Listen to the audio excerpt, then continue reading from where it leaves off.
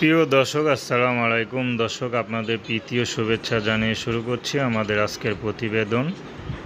তো দর্শক, আজকে আমরা এক অসহায় মেয়ের গল্প তুলে ধরব, যার নাম হচ্ছে জান্নাতি।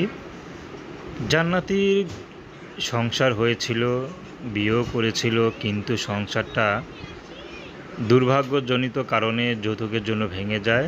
তো জান্নাতির পরিবারে বাবা নেই, মা আছে, ছোট একটা ভাই আছে। জান্নাতের মা এক আত্মীয়র বাসায়, তার দুঃসম্পর্কের খালা লাগে জান্নাতি, সে বাসায় ঘর ধোয়া মশার কাজ করে সংসারটা চালায়। তো জান্নাতি এখন চাচ্ছে 50-70 যেমনই পুরুষ হোক, যদি কেউ জান্নাতিকে পছন্দ করে বিয়ে করতে চায়, জান্নাতি বিয়ে শাদী করতে রাজি আছে। কারণ জান্নাতি এখন একা একা ভাল লাগে না, তার মধ্যে অভাবে সংসার, তার মারও কষ্ট হয়ে যাচ্ছে।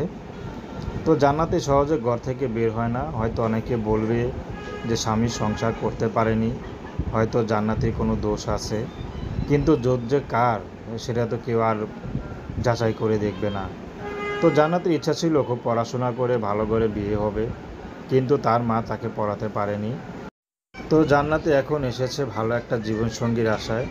যেহেতু পড়াশোনা হয়নি, জীবনটা নষ্ট হয়ে গেল, এখন যদি 60-70 বয়সে কোনো পুরুষ পায় বিয়ে করবে। তো প্রেম, ভালোবাসা, সাহায্য সহযোগিতা, বিয়ে শাদী করা একান্ত আপনাদের ব্যক্তিগত ব্যাপার। আসুন আমরা 5 ওয়াক্ত নামাজ পড়ি, সর্বদাই দেশের সেবা করি। আসসালামু আলাইকুম রহমতুল্লাহি বারকাতুহু।